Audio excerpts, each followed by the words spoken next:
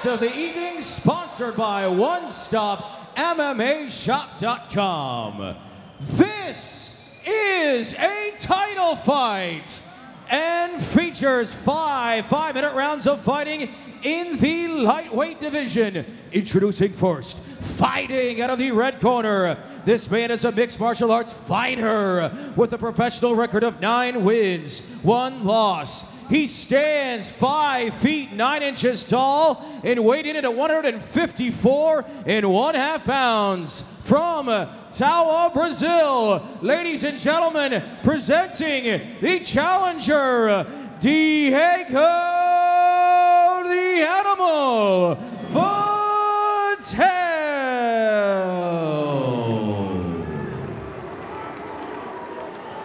His opponent fighting out of the blue corner. This man is a mixed martial arts fighter with a professional record of 9 wins, 3 losses, 1 draw, with 8 wins coming by TKO.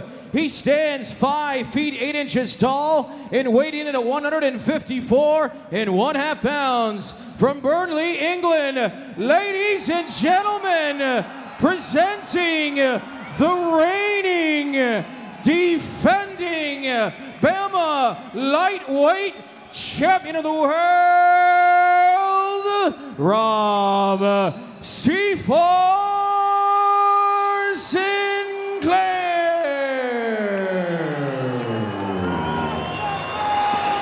And when the action begins, your referee for this contest is Mark Goddard. So here we are, a big world lightweight title defense for Rob Sinclair. And Stephen, one of the things I want to pick up on, we mentioned that being a late replacement, there might be cardio issues with Diego, but look at the other side of the coin. Isn't all the pressure on Rob Sinclair? Diego's got an alibi. I saved this fight. I came in late. Isn't it a win-win situation for him? It kind of is, because if he loses this fight, he can say, well, I lost to the champion and it was last-minute replacement. But if he wins this fight, it's a massive win, the biggest of his career. Rob, damned if he doesn't and damned if he does. And it was one of those things where it depends on how the win happens for either man. So here we go, the first round in this championship defense for Rob Sinclair. As the fight professor says, the opponent's changed, but technically the style hasn't. Well, we know in his career that Diego has been a fast starter, but right now he's hanging out on the outside. He's eaten 3 low kicks as a result. I always worry when they hang on the outside. When you've got an opponent that's known to bang, he's at a range that will always be dangerous. And Diego looks very tight here. Well, as you said, as to be expected, he's come in late. He's gone for the shot, and we saw straight away the left and right from Sinclair, but Diego ties him up. Yeah, we got the over-under clinch. Diego Vitale has got his back up against the fence, reaching down, but it's going to be very difficult for him to get a wrestling advantage against a guy like Sinclair. Sinclair is going to be patient here, and if he puts Diego on his back, he's going to be wary of the guard, and he's going to just start dropping bombs with punches and elbows. And when you mentioned wary, what did you mean when you said that tightness? Do you think that comes from that wariness, that nerves? I think so, because he's in there and he knows that, oh, here we go. Now, who would have thought this was going to happen? Diego Vitale takes down Rob Sinclair. Can he capitalize? Can he get side control? He's almost got that right leg free. Sinclair needs to watch where those elbows are going, because, again, Vitale was very close to the back of the head there. Rob Sinclair, cool as a cucumber here on the bottom. Not really worried yet. And again, striking with those elbows when he gets the opportunity. Sinclair got to be careful of that guillotine, and he scoops under and almost gets the takedown. Got the ankle pick, got the leg, and Diego defending the takedown extremely well, thinking about that guillotine choke.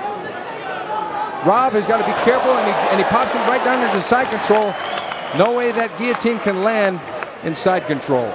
But Stephen, from that, as you said, opening tightness from Diego, he's been very calm since, and it's been a very even opening round so far. You know, it really has, and I'm actually kind of shocked. Sinclair has taken him down, but Diego has popped back up, and he's still got that head controlled. He's got to be careful. It's not a problem for him at the moment, though, is it? No, it's not, because the arm is kind of hanging down. It's not diagonal. But it seems to me that after that, as you rightly said, when they're up tight, that really tight movement from Diego, he's sort of relaxed into it a bit more now, and he's benefited from it. You're absolutely right, Malcolm. It's a situation where now we've got a body lock by Sinclair, but Diego's still thinking about that neck, but his head is too high, and Diego almost got mount there. He's got guard, and he's looking at that guillotine choke. Diego being very competitive here. Well, the thing that amazes me and shows us why MMA is so imaginative is we were all talking about how Sinclair will defend Diego Vital's attempts for takedowns. It's been totally the opposite way. We've seen Sinclair frustrated by Diego Vital's takedown defense. Well, the interesting thing is that Rob Sinclair actually didn't score a takedown yet, because every takedown he had got Diego popped back up. Whereas in fact, Diego did get a takedown on Sinclair and put him on his back for a bit. So it's going to be a situation where there haven't been a lot of strikes landed, but Diego's doing extremely well in this fight. I think that what Sinclair needs to do is break free and get some punching room, because right now this is basically favoring the underdog, Diego Vital. Now, if I was Diego Vital, knowing the history behind this fight, your corner would be happy if you really did try to finish this early, because his cardio still will be suspect on it. He needs to take advantage of these opportunities. I think that he's doing exactly the right thing. He's jumping now. Good right elbow there by Sinclair, right on the jaw. Vital took it, but he stopped dead, Stephen. I think that really shook him. Yeah, it's a good thing that Sinclair didn't load up on that. Oh, good body shot there, though, on the inside as well. And this is where Vital has to be careful. This is Sinclair's territory. Yeah, going to the body against the guy who may not be trained fully for this fight is a really smart move. Yes, there's a little bit around the body, which you can forgive Diego Vital. There's training, and then there's fight training, especially for a world title fight. And I think this will favor Sinclair. Yeah, and Vital starting to drop his hands, not a good thing. Now, when you're far away, you don't have to carry your hands high. But when you get in close, you got to be really careful, especially with that right hand by Sinclair. And you can see the body language of Sinclair change. He's so relaxed upright here now and so confident. And again, that shovel punch to the body. Yeah, that left hook, left uppercut to the body. Boy, that's a devastating weapon. And he seems to have found a chink in the armor there of Diego Vital. And again, I always notice, Stephen, when they're not as competent or as confident upright, how fighters will switch from orthodox to southpaw. Now, some people can do it naturally. It's not for Vital, and that for me shows that he's a bit worried when they're upright. Yeah, I think so. And here we have Vital. He came out with that low kick, and Sinclair blocked it, but Sinclair came in blasting. And the surprise was that when it came to controlling up along the fence, that Vital did extremely well. And he really was never a threat with this guillotine choke. And Sinclair got the takedown, but look at this. Diego pops back up to negate the move. But there's that elbow, and there were a number of other strikes at the end of the round, especially the body punching by Rob Sinclair. I have this round by Rob Sinclair. He pulled it out there at the end, 10-9. Well, you hear that from the fight professor. It is close, and Vital, I think, has done very well in the situation.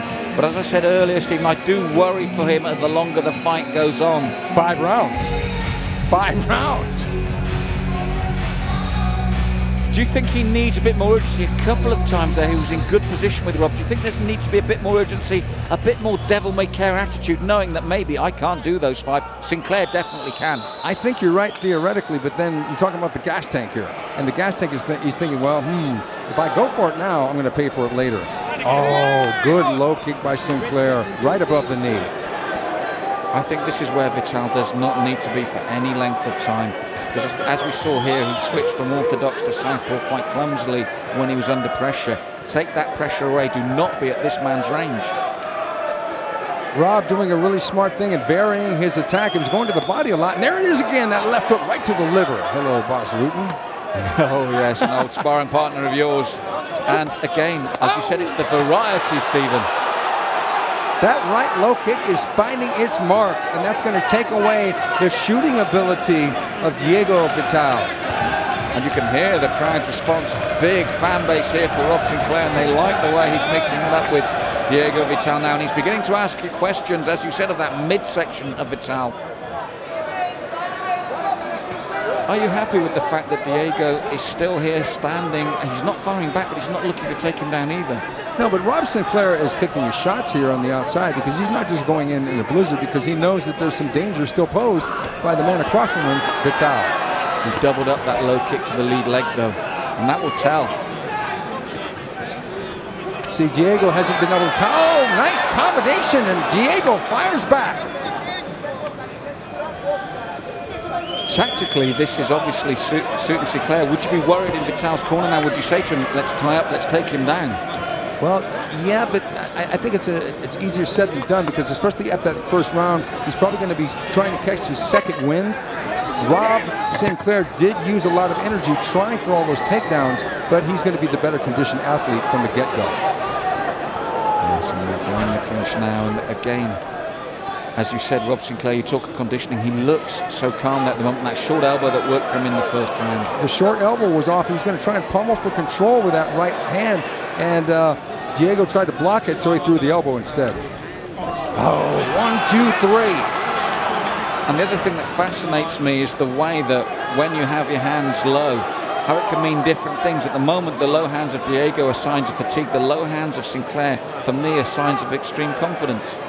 Absolutely. Diego coming forward with an overhand right and a low kick of his own, but there wasn't a lot on either one of those shots. There's the combination work of Rob Sinclair really catching the eye here in the second round of a potential 5. Rob Sinclair is probably thinking, might want to load up now, because he's been able to find a home for the left hook and the right low kick. Well, despite all that, and despite the success upright, he was the one that went for the double leg. Yeah, he was going for the double leg. I think he wants to take him down and ground and pound him, Sinclair, but wants to do that to Diego Vital. Vital really showing a lot more schooling than you would think. You know, coming in short notice. He's really a savvy fighter. A young man. He's only 23 years of age. If he loses here, it's going to be a great growing experience, because he was competitive in that first round. Well, already it's no disgrace. He showed very well in the first round, especially as you said early, and his defense here and his courage here, because some of those combinations from Sinclair have been very clinical. Yeah, and Sinclair really blocking the takedown, doesn't want to get taken down again. He probably had to be thinking to himself, how did I let this guy take me down? I'm the wrestler. And again, a sneaky little uppercut and a close elbow. Sinclair really used the ring, and that punch in the midsection will take its toll. And there was a really sneaky little left knee to the floating rib of Diego Vital, and that seemed to have folded him just a little bit.